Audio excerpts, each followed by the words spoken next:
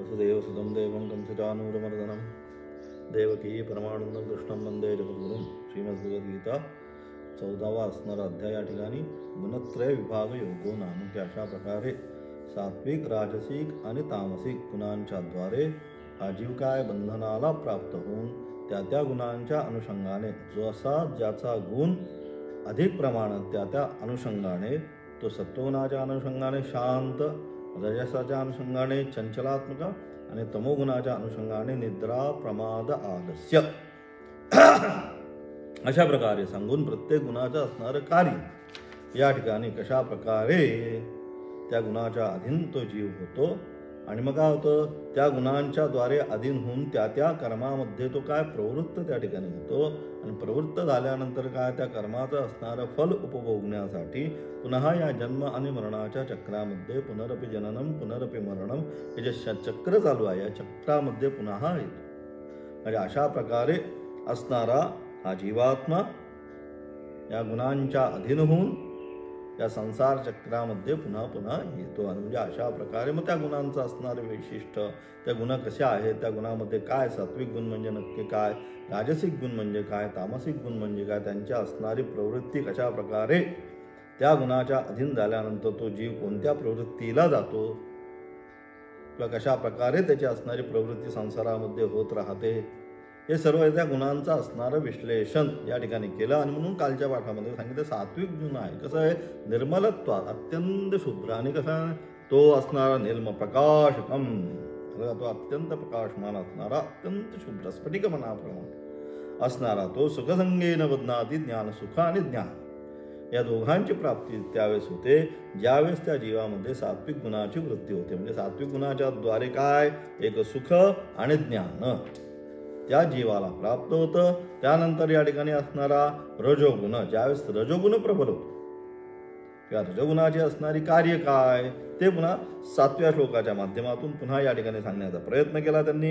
काय म्हणतात 7व्या श्लोकाच्या माध्यमातून, रजो रागात्मकं विद्धि तृष्णा संग समुद्धवम तन्निबध्नाति कौन्तेय कर्मसंगेन देहिनम, की अशा प्रकारे हा सात्विक गुण झाल्यानंतर त्याच्यानंतरचा असणारा जो महत्त्वाचा गुण, की आज का संसार जो आहे, या संसारामध्ये काय रजोगुण प्राधान्य, पण जो तो काय आपला सगळ्यापासून नाही त्या ठिकाणी सांगितलं काय, कर्माविना कुणीही एक क्षणवरी नाही कश्चित क्षणमपी सांगितलं, ज्या तो तिष्ठत्य अकर्मकृत, कर्माविना त्या संपूर्ण सृष्टीमध्ये कुणीही किंचित मात्र सुद्धा शांत बसू शकत नाही. आणि म्हणजे अशा प्रकारे संपूर्ण संसार जो आहे, या संपूर्ण प्रपंच आहे, या प्रपंचाला आपापल्या कार्यामध्ये कर्मासंगेनं, कर्मामध्ये असणारी आसक्ती, मला अमुक करायचंय, मला तमुक करायचंय,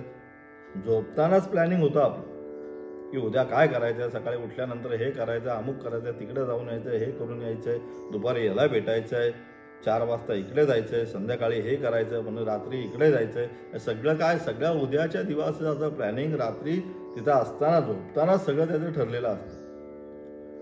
का तर आसक्ती, त्या कर्मामध्ये असणारी जी आसक्ती, त्यापासून मला काहीतरी फलाची प्राप्ती होणार आहे, असं त्याला भेटल्यानंतर मला 2 रुपये मिळणार आहे, त्याला भेटल्यानंतर 4 रुपये मिळणार आहे, जे काही कर्मासक्ती जी आहे त्या ठिकाणी आसक्ती फलामध्ये जे आहे, त्या आसक्तीच्या अनुषंगाने प्रत्येक जण त्या कर्मामध्ये प्रवृत्त होतो. आणि म्हणजे अशा प्रकारे कर्मामध्ये प्रवृत्त करण्यासाठी काय पाहिजे, मग मनामध्ये राजसिक जो आहे, जो रागात्मक विद्धी, मनामध्ये ज्यावेळेस राजसिक गुण जो प्रवृत्त होतो त्यावेळेस काय चंचलात्मक प्रवृत्ती होऊन मनुष्य त्या त्या कर्मामध्ये सातत्याने प्रवृत्त होत राहतो. सात्विक शांत, राजसिक असणाऱ्या कर्मामध्ये प्रवृत्त करण्याचा, आणि तामसिक निद्रा, आलस्य, प्रमाद, फक्त झोपून राहणे, बाकी काही नाही. हे करू नको विषादी दीर्घसूत्रीच करता तामस उच्चते. आता येईल सगळं की विषादी दीर्घसूत्रीच, आलं का लक्षात, की कर आज नाही तर उद्या, उद्या नाही तर परवा, आजचं काम उद्यावर ढकलणार, उद्याचं परवा, परवाचं 13वावर, की लगेच पटकन नाही करणार. दीर्घसूत्री त्याला शास्त्र म्हणतो, की तो कोणाचा परिणाम आहे, ते तामसिक गुण वाढल्यानंतर अशा प्रकारे लगेच काम नाही, अलर्टनेटमध्ये राहणार नाही. आलस्य, प्रमाद हे सगळ्या गुण त्याच्या ठिकाणी बघू, करू, थांबा, आज नाही होणार, उद्या बघू, या सगळ्या ज्या प्रवृत्ती या तामसिक गुणाच्या. राजसिक तामसिकपेक्षा चांगला कर्मामध्ये प्रवृत्त तरी होतं, एका ठिकाणी बसून ठेवत नाही, हे करायचे, ते करायचं, अमुक करायचं, इकडे जायचं, या अशा प्रकारे कर्मामध्ये सातत्याने प्रवृत्त करण्याचं काम जे आहे राजसिक गुण संग करतो. म्हणून रजो रागात्मकम विद्धी कोण, हे भगवतर्षभ, हे कुंतीनंदन, जो रजोगुण आहे, रजो रागात्मकम विद्धी, रागात्मक म्हणजे त्या ठिकाणी तृष्णा आणि आसक्ती उत्पन्न करणारा. कसा आहे? तृष्णा असंग समुत्थवा, तृष्णा आणि त्या ठिकाणी संग, त्या ठिकाणी असणारी आसक्ती, हे मला पाहिजे, ते माझ्या मिळाल्यानंतर पुन्हा प्राप्त करण्यासाठी ती आसक्ती. पहिला काय करतो तृष्णा, मला हे प्राप्त करायचंय, आणि त्यानंतर पुन्हा पहिली आसक्ती, आणि मग त्या ठिकाणी तृष्णा, हे झालं पाहिजे, तसं झालं पाहिजे, अमुक झालं पाहिजे, आणि म्हणजे अशा प्रकारे त्या ठिकाणी तृष्णा आणि आसक्ती उत्पन्न करणारा, मला अमुक करायचंय, तमुक करायचंय, आणि ते झाल्यानंतर पुन्हा पुन्हा पुन्हा तेच करण्यासाठी प्रवृत्त होणारा तृष्णा, आसक्ती, हे काय उत्पन्न करणारा जो आहे रजोगुणाला तो आसक्ती स्वरूप समजतो. आसक्ती स्वरूप आहे मनुष्याला काहीतरी करायच्या अनुषंगाने. का करतो कर्म? त्या कर्मातून काहीतरी फलाच्या अपेक्षेने त्या कर्मामध्ये, म्हणून ते सांगितलं आसक्ती स्वरूप. त्या ठिकाणी तन्निबध्नाति कौन्तेय, आणि म्हणजे अशा प्रकारे काय तृष्णा आणि आसक्तीच्या द्वारे मनामध्ये असणारी तृष्णा, प्राप्त करण्याची इच्छा, आणि एकदा प्राप्त झाल्यानंतर पुन्हा आसक्ती, असं म्हणजे पुन्हा तेच प्राप्त झालं, पुन्हा तेच प्राप्त झालं, काल किती मिळाले, काल बाबा 1000 रुपये मिळाले, तर आज जातो, आज 1200 कसे मिळतील ते बघतो. तृष्णा आणि आसक्ती, पुन्हा अधिकात अधिक त्या गोष्टीविषयी मनामध्ये आसक्ती निर्माण, म्हणजे जास्तीत जास्त मला कशी ती वस्तू प्राप्त होईल त्याचा सातत्याने विचार करणे. म्हणजे अशा प्रकारे ही तृष्णा आणि आसक्ती ह्या ज्या दोन गुण आहेत, ह्या ज्या दोन गोष्टी आहेत, त्या कशामुळे? तर राजसिक गुण एकदा मनामध्ये प्रवृत्त झाला की तो जीव तृष्णा आणि आसक्ती मध्ये प्रवृत्त होतो. आणि अशा प्रकारे तृष्णा आणि आसक्त्यामध्ये ज्यावेळेस तो जीव प्रवृत्त होतो, त्यावेळेस काय तो कर्मामध्ये जातो. मग हे कर्म केलं पाहिजे, अमुक केलं पाहिजे, तिकडे जायला पाहिजे, आता सांगितल्याप्रमाणे. आणि अशा प्रकारे ज्यावेळेस तो कर्मामध्ये प्रवृत्त होतो, पुढे काय होतो? कर्माच्या आसक्तीने. मग त्या कर्माच्या आसक्तीने, कर्मामध्ये कर्मबंध, एकदा कर्म केल्यानंतर सुटणार नाही, कर्म आणि कर्मबंध आहेच. स्वकर्म सूत्रेण ग्रथितो ही लोक, हा सांगितलं. व्यासजी म्हणतात, काय म्हणतात? सुखस्य दुःखस्य न कोपी दाता परो ददाति कुबुद्धेश. काय करतो? अहम करोती. अहम करोती म्हणजे कुठला? राजसिक गुण. मी करता, मी करतो, अहम करोती ती वृथाभिमानीन, हा खोटा अभिमान. त्या खोटा अभिमानी मी अमुक केलं, मी तमुक केलं, या सगळ्या कर्मामध्ये प्रवृत्त होत काय करतो? मग अशा प्रकारे ज्यावेळेस तो सातत्याने कर्मामध्ये करतो आणि मी करतो ही भावना निर्माण होते, तेच काय होतं? तेच त्याचं सूत्र आहे. स्वकर्म सूत्रेण, कर्मसूत्रच आहे ग्रथितो ही लोक, आणि त्या कर्माच्या सूत्राने तो काय करतो? यानंतर हा लोक, त्यानंतर तो लोक, त्यानंतर तो लोक, अशा प्रकारे त्या कर्मसूत्राने अनेक लोकांची प्राप्ती पुन्हा पुन्हा करून घेतो. म्हणजेच काय? ग्रथितो ही लोक म्हणजे काय? पुन्हा पुन्हा जन्म आणि मरण. हा जन्म झाला की तो जन्म झाला की दुसरा. अशा प्रकारे हे जे कर्म आहे, त्या कर्माच्या आसक्तीने काय होतो? तो देहीला, हा जो देही आहे या ठिकाणी राहणार, त्याला काय करतो? जीवात्मा. त्याला काय करतो? हे कर्माच्या आसक्तीने, कर्माच्या तृष्णेने तो काय करतो? त्या ठिकाणी बांधण्याचं काम करतो. म्हणजे काय झालं? राजसिक सुद्धा काय आता बांधण्याचंच काम त्याने केलं. सात्विकनी पण राजसिकनी तेच काम केलं या ठिकाणी, आणि तेच सांगतात पुढं काय म्हणतात की अशा प्रकारे. म्हणून काय केलं पाहिजे? जो राजसिक गुण आहे, राजसिक गुण आपल्यामध्ये तृष्णा, आसक्ती, आणि त्या तृष्णा आणि आसक्तीच्या अनुषंगाने कर्मामध्ये प्रवृत्ती, कर्मामध्ये एकदा प्रवृत्त झाला की कर्म बंध, एकदा बंध प्राप्त झाला की जन्म मरण, हे जे चक्र आहे या चक्रामध्ये पुन्हा पुन्हा तो येतो. संचित प्रारब्ध आगामी, संचित प्रारब्ध आगामी, संचित प्रारब्ध आगामी, पुनरपि जननम पुनरपि मरणम. आणि म्हणजे अशा प्रकारे या जन्म आणि मरणाचा जो फेरा आहे यासाठी मग जास्तीत जास्त कारणीभूत कोणता? तर जास्तीत जास्त कारणीभूत म्हणजे राजसिक तो कर्मामध्येच प्रवृत्त करून कर्मबंधामध्ये त्या जीवाला बांधून टाकतो. देहात्मा जो आहे त्या तो देही आहे, या देहीला त्या ठिकाणी बांधून ठेवण्याचं काम हा राजसिक गुण करतो. आणि असा असणारा हा राजसिक गुण काय म्हणतात आचार्य? त्याच्याबद्दल विशेष व्याख्या काय करतात आचार्य? रजो रागात्मकम रंजनात् रागौ गौरवादिकवद रागात्मकं विद्धि जानीहि तृष्णा संग समुद्भवम तृष्णा अप्राप्त अभिलाषा आसंगः प्राप्ते विषये मनसः प्रतिलक्षणं संश्लेषः तृष्णसंगयोः समुद्भवम तृष्णासंग समुद्भवम तन्निबध्नाति तद्रजः कान्तेय कर्मसंगेन दृष्टादृष्टेर्थेषु कर्मसु सज्जनं तत्परता कर्मसंगः तेन निबध्नाति रजोदेहीनं. की अशा प्रकारे काय म्हणतात? अप्राप्त वस्तूच्या, जी वस्तू आपल्याला प्राप्त नाही, मला हे मिळालं नाही, मला गाडी पाहिजे, मग गाडी म्हणजे अप्राप्त वस्तूच्या अभिलाषेचे नाव तृष्णा आहे. जे वस्तू आपल्याला प्राप्त मिळाली नाही किंवा मिळाली नाही अशी अप्राप्त वस्तू, त्या वस्तूच्या अभिलाषा, मला अमुक नाही ती गोष्टीच्या मनामध्ये तृष्णा निर्माण होणं, हे मला प्राप्त करायचं, त्याला काय सांगितलं? तृष्णा आहे. आणि मग व प्राप्त विषयांमध्ये मनाच्या प्रीतिरूप स्नेहाचे नाव असं. आणि एकदा विषय प्राप्त झाला की त्यानंतर काय? त्याच्यामध्ये प्रीतिरूप स्नेहाचे नाव आसक्ती आहे. पहिल्यांदा काय सांगलं? मला गुलाबजाम खायचा आहे, अप्राप्त वस्तूची अभिलाषा तृष्णा गुलाबजाम खाण्याची. मग एकदा गुलाबजामची डिश आल्यानंतर काय? खाल्ल्यानंतर प्राप्त विषयांमध्ये आता मस्तपैकी एका प्लेटमध्ये भरपूर गुलाबजाम त्याला दिले, 1 डझन गुलाबजाम त्याला दिले. प्राप्त वस्तूमध्ये मनाच्या प्रीतिरूप, अरे वा आज एवढे छान गुलाबजाम मला मिळाले, प्रीतिरूप मनाच्या स्नेहाचे नाव आसक्ती. त्या पुन्हा ते. आणि मग काय? एकदा मिळाल्यानंतर पुन्हा त्या खाण्याची प्रक्रिया, 1 नाही 2 नाही 3 नाही, म्हणजे आसक्ती. पुन्हा पुन्हा ते प्राप्त करण्याची इच्छा, त्याला म्हणतात आसक्ती. म्हणजे तृष्णा आणि आसक्ती.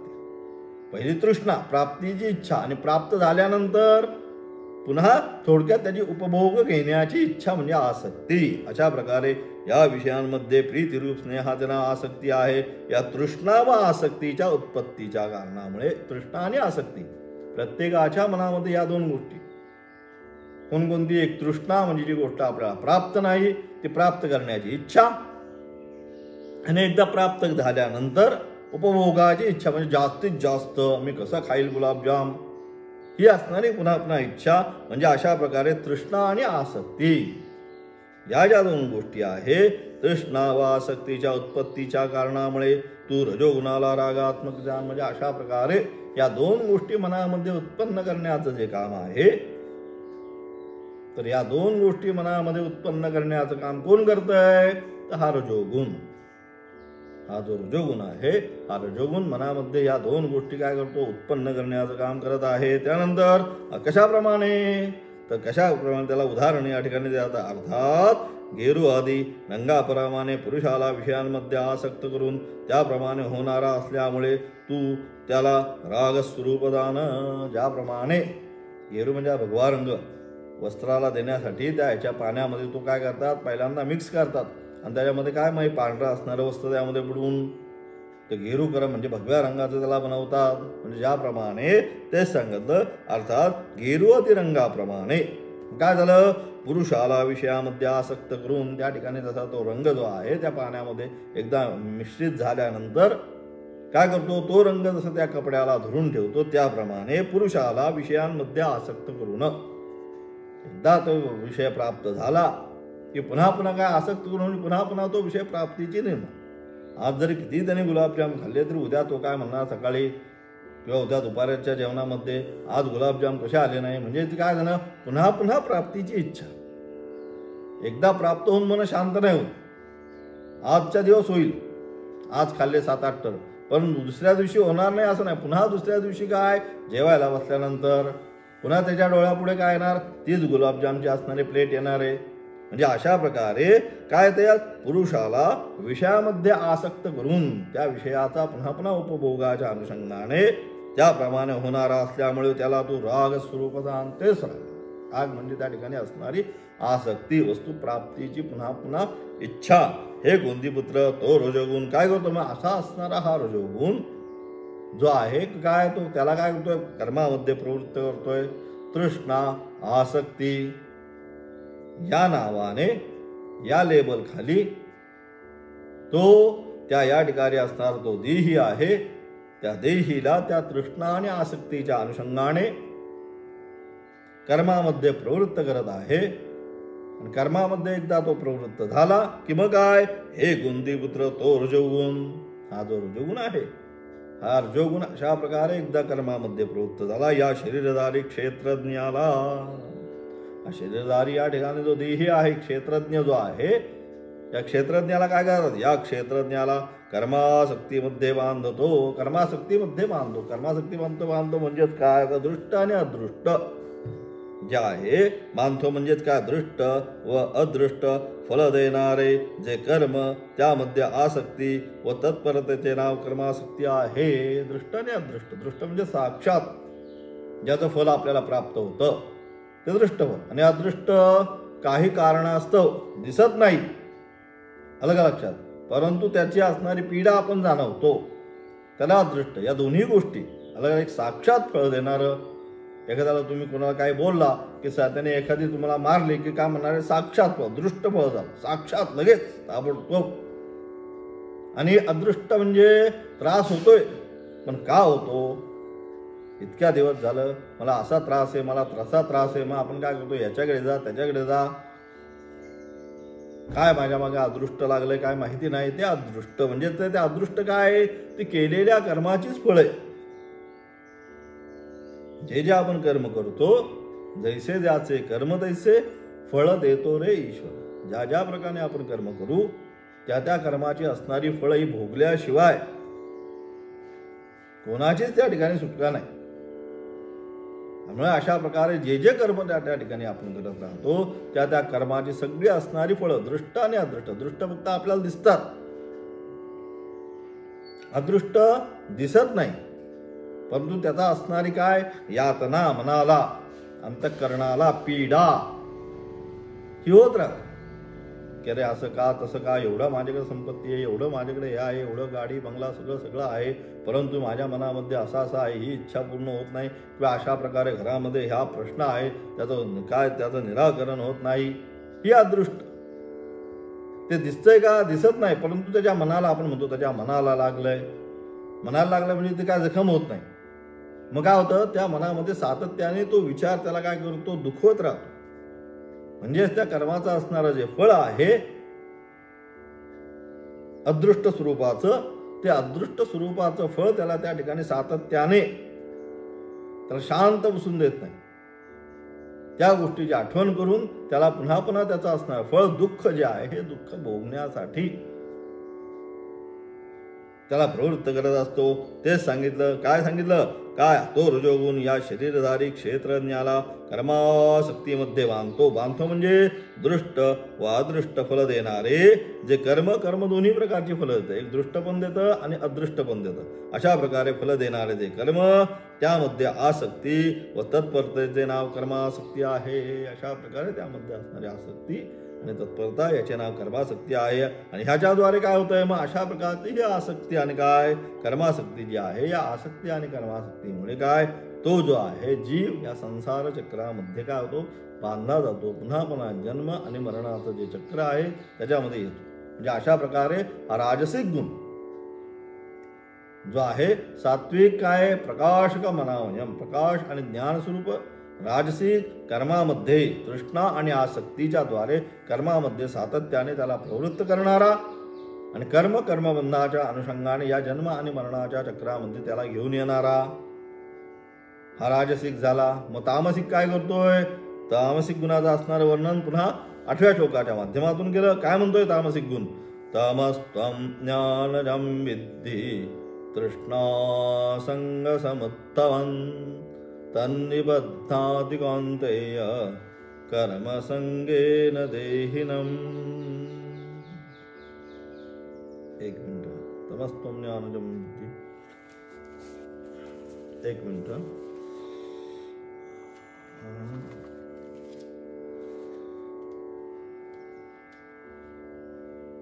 प्रमादालस्य निद्राभिः लिहिताना चुकलं. काय तमस्त्वं ज्ञानजं विद्धि मोहनं सर्वदेहिनां प्रमादालस्य निद्राभिः तन्निबध्नाति भारत. असा असणारा काय हा तमोगुण. तमस्त्वम काय ज्ञानजम विद्धी संपूर्ण देहधाऱ्यांना काय मोहित करणारा हा तमोगुण काय अज्ञानापासून उत्पन्न होणारा आहे. तमोगुण म्हणजे काय तर अज्ञान मनामध्ये असणारा अज्ञान, त्या अज्ञानापासून उत्पन्न होणारा हा तमोगुण तो काय करतो प्रमाद आलस्य आणि निद्रा. तमोगुणापासून काय होतंय तमोगुणापासून एक तर प्रमाद, दुसरं आलस्य आणि तिसरी निद्रा. अशा प्रकारे तो प्रमाद आलस्य व निद्राद्वारे देहीशी आपला संबंध मानणाऱ्याला बांधतो. अशा प्रकारे हा तामसिक जो गुण आहे हा तामसिक गुण काय करतो सगळ्यांना सर्वात पहिलं सर्व देहधाऱ्यांना मोहित करणारा आणि कशापासून अज्ञानापासून उत्पन्न होणारा जे असणारं जे अज्ञान आहे. अज्ञान म्हणजे अंधकार, स्पष्ट ज्ञान नाही. अशा प्रकारे असणारा अंधकार, त्या हा अंधकार कशाचा आहे तर तमोगुणाचं असणारं प्रतीक. आणि मग अशा प्रकारे असणारा हा तमोगुण मग काय काय करतो या ठिकाणी तर तमोगुणाचं कार्य काय तर तमोगुणाचं कार्य या ठिकाणी प्रमाद आलस्य आणि निद्रा या तीन गुण जे आहेत हे तीन गुण सातत्याने कशामुळे होतात ते प्रमाद आलस्य आणि निद्रा हे तीन गुण या ठिकाणी कशामुळे होतात तर हे तिन्ही गुण या ठिकाणी कोणत्या तामसिक जो आहे सात्विक राजसिक आणि तामसिक गुणाचं असणारं फळ या ठिकाणी सांगितलं. पाहू आचार्य काय म्हणतात तमः तृतीयो गुणः अज्ञानजम अज्ञानात् जातम अज्ञानजम विद्धि मोहनम मोहकरम अविवेककरम सर्वदेहिनां सर्वेषां देहवतां प्रमादालस्य निद्राभिः प्रमादश्चालश्च निद्रा च प्रमादालस्य निद्राः ताभिः तत्तमो निबध्नाति. हे भारत की अशा प्रकारे सर्व देहीदारींना सगळे जे देहीदारी आहे सर्व शरीरी जे आहे त्या सर्वांना काय करतोय हा तमोगुण अत्यंत मोहित करणारा मोहामध्ये घेऊन जाणारा तमोगुण म्हणजेच काय जीवाच्या अंतःकरणामध्ये मोह म्हणजे अविवेक उत्पन्न करणारा. आपल्यामध्ये जो अविवेक आहे वस्तूचा अविवेक म्हणजे काय वस्तूचा असणार यथार्थ ज्ञान करून देत नाही. ती वस्तू काय आहे त्या वस्तूचं यथार्थ जे ज्ञान आहे यथार्थ ज्ञान जे आहे यथार्थ ज्ञान हा तमोगुण करून देत नाही. मग काय करतो हा तमोगुण काय मोह आणि अविवेक. त्याचं मुख्य कार्य काय त्या ठिकाणी त्याच्या अंतःकरणामध्ये मोह आणि अविवेक या मोह आणि अविवेकामुळे करणारा तम नामक तिसऱ्या गुणाला तो अज्ञानापासून उत्पन्न होणारा जाण. म्हणजे अशा प्रकारे जे अज्ञान आहे त्या अज्ञानापासून हा तमोगुणाची निर्मिती होते आणि तो तमोगुण काय करतो जीवाला प्रमाद आलस्य आणि निद्रा ज्ञानापासून निर्माण झालेला तमोगुण या ठिकाणी जीवाला या तीन गोष्टी येतो. प्रमाद म्हणजे सातत्याने चुका कितीही सांगितलं त्याला असं करू नको तसं करू नको तरी काय करतो पुन्हा पुन्हा त्याच ठिकाणी तसंच करण्याचा त्याचा असणारा प्रयत्न. कितीही सांगितलं तरी तो आपण म्हणतो कितीही त्याला सांगा तो सुधारणार नाही. म्हणजेच काय प्रमाद सातत्याने कितीही सांगितलं तरी तीच चूक पुन्हा पुन्हा करणे त्याला शास्त्र प्रमाद म्हणतं. त्यानंतर आलस्य कोणतंही काम करण्याची इच्छा जी आहे मनामध्ये इच्छा नसणे म्हणजे आलस्य. सातत्याने फक्त बसून राहील किंवा घरामध्ये आला की काय सातत्याने आपला मस्त पाय पसरून सोफ्यावर पडून राहील. हे करा तू कर ते करा तुम्ही करा स्वतः कुठल्याही कार्यामध्ये प्रवृत्त होणार आलस्य नाही. तर मग तिसरा असणारा गुण म्हणजे काय निद्रा झोप. बसल्या बसल्या झोपतात काही काही जणांना इतकं झोप असते इतकी निद्रा असते इतकी तंद्रा असते की बोलता बोलता एखाद्या विषयाची चर्चा झालेली असली चर्चा करता करता बोलता बोलता त्या ठिकाणी तसे झोपायला जातात झोपी जातात. हे जे गुण आहेत हे कोणाचे हे सगळे तमोगुणाने आवृत्त झालेला तो देही की जो तमोगुण कशापासून निर्माण झाला तर अज्ञान विषयाचं असणारं स्पष्ट ज्ञान न होणं, आणि त्यामुळे काय होतो, तो प्रमाद करतो. प्रमाद करणं म्हणजे पुन्हा पुन्हा त्या चुका सातत्याने, यथार्थ ज्ञान नसल्यामुळे किती सांगितलं ते तीच चूक. आलस्य करायची वृत्ती नाही, अरे हे करू तर नको, उद्या करतो परवा करतो, तत्परता नाही त्याच्यामध्ये. म्हणून आलस्य.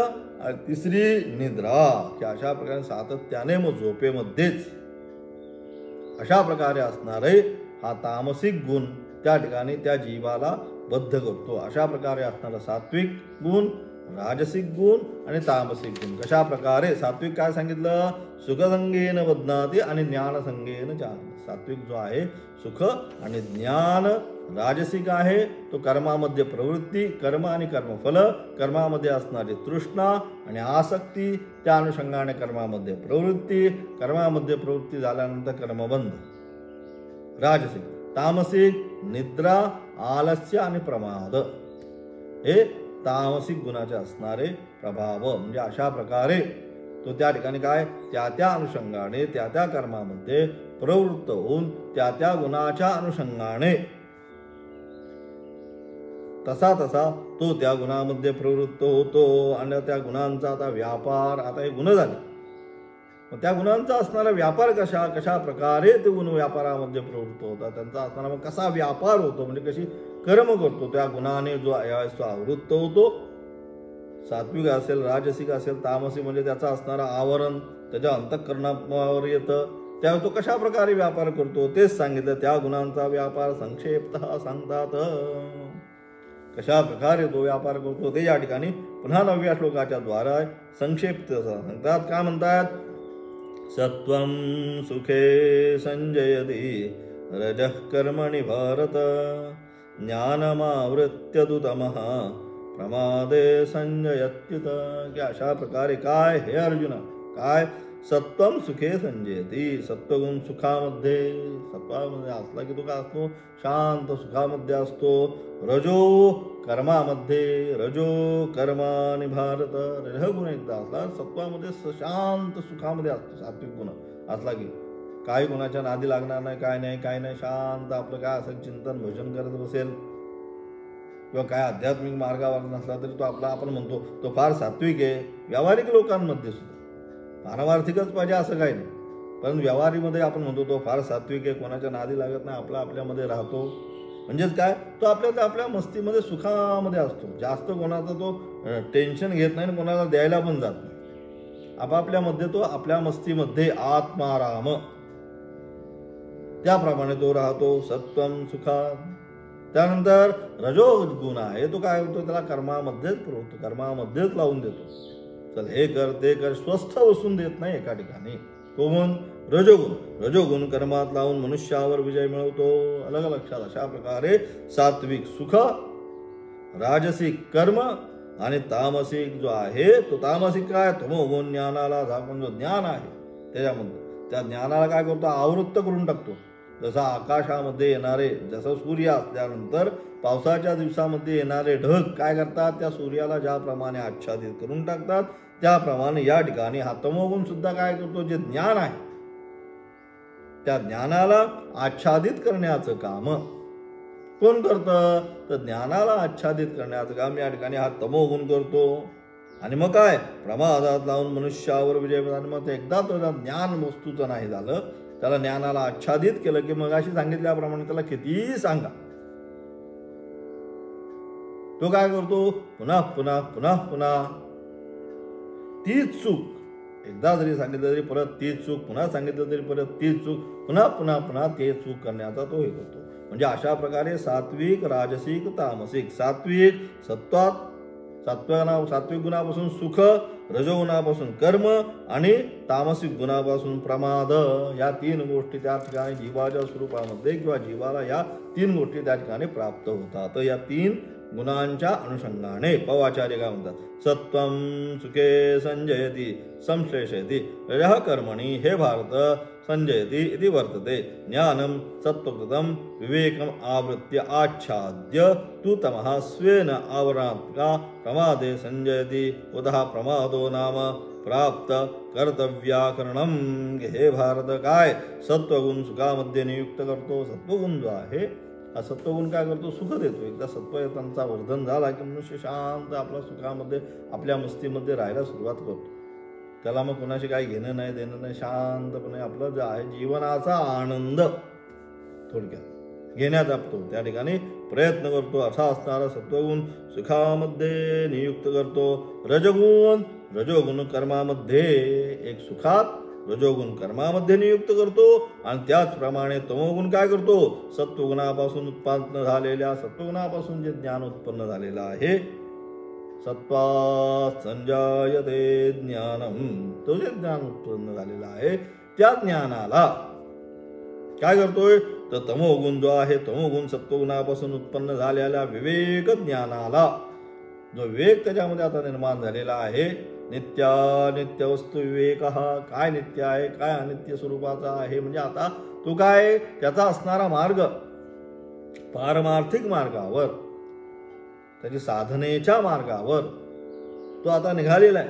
त्याला आता कळायला लागलंय नित्यानित्य वस्तू विवेका. नित्य वस्तू कोणती, अनित्य वस्तू काय, म्हणजे नित्य आहे जी कायम माझ्यावर राहणारी आहे ती वस्तू घेतली पाहिजे, जी सुटूनच जाणार आहे ती घेऊन उपयोग काय, अशा प्रकारे असणारी चिंता त्याच्या मनामध्ये निर्माण होते. म्हणजे अशा प्रकारे तो एकदा चिंता किंवा अशा प्रकारचा विचार तो सत्वगुण प्रवृत्त असणाऱ्या मनुष्यामध्ये झाल्यानंतर त्या सत्वगुणाला तिथं उत्पन्न होणारा जो विवेक जे आहे त्या विवेक ज्ञानाला काय करतो, हा जो तामसिक गुण आहे, हा तामसिक गुण जाऊन काय करतो, त्या विवेक ज्ञानाला आपल्या आवरणात्मक स्वभावाने आच्छादित करून टाकतो.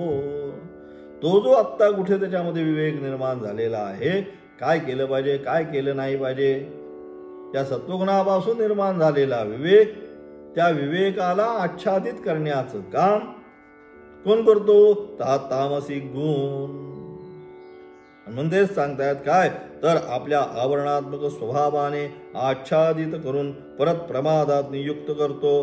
प्राप्त कर्तव्य न करण्याला प्रमाद असे म्हणतात. आणि अशा प्रकारे आवृत्त केल्यानंतर काय करतो, पुन्हा प्रमादामध्ये नियुक्त करतो, म्हणजे पुन्हा चुकीमध्ये, पुन्हा जे आपण म्हणतो पहिले पाडे पहिल्यापासून सुरुवात जसं आज 50 तसं तो पुन्हा पुन्हा तिथंच येतो, फिरून फिरून फिरून त्या ठिकाणीच येतो. प्रमाद सातत्याने पुन्हा चुका, म्हणजे प्राप्त कर्तव्य न करण्याला या ठिकाणी प्रमाद यांनी आचार्य व्याख्या करतात. जे कर्तव्य कर्म करायचंय ते सोडून बाकी सगळं करतो.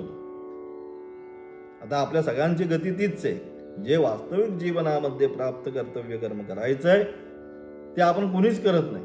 त्या व्यतिरिक्त अनेक कर्म एवढे बिझी आहोत की एक दुसऱ्याला भेटण्याला सुद्धा आपल्याला वेळ नाही. एवढे प्रत्येक जण विचारलं की इकडे जायचंय तिकडे जायचंय, सगळेच बिझी आहेत, पण कशात बिझी हे कोणालाच माहिती नाही.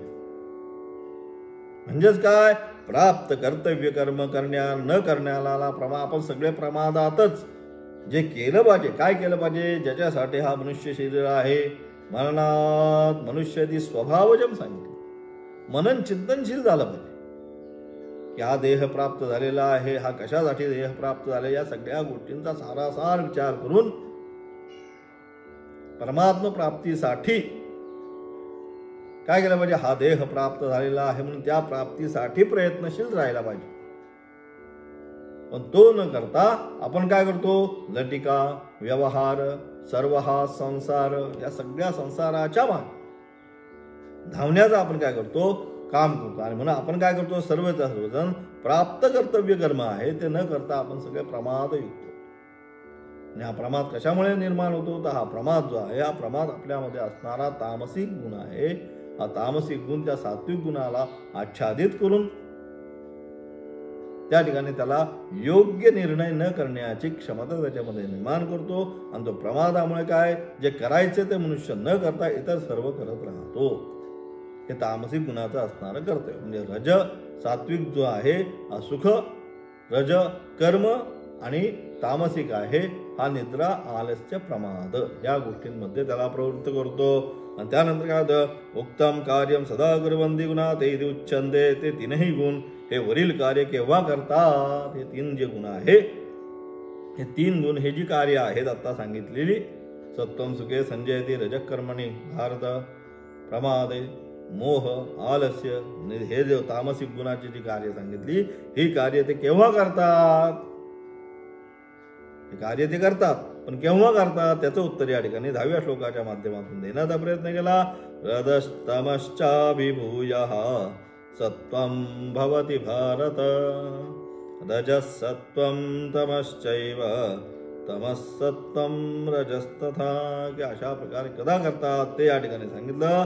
रजः तमश्च उभो अपि अभिभूयः सत्वं भवति उद्धवति वर्धते यदा तदा लब्धात्मकं सत्वं सुकार्यं ज्ञानसुखादि आरभ्यते. हे भारत, तथा रजोगुणः सत्वं तमः च एव उभौ अपि अभिभूय वर्धते तदा यदा तदा कर्मतृष्णादि स्वकार्यम् आरभ्यते. तम आख्यो गुणः सत्वं रजः उभौ अपि अभिभूय तथा एव वर्धते यदा तदा ज्ञान आवरणादि स्वकार्यम आरभ्यते. काय म्हणतात पाहू. काय म्हणतात?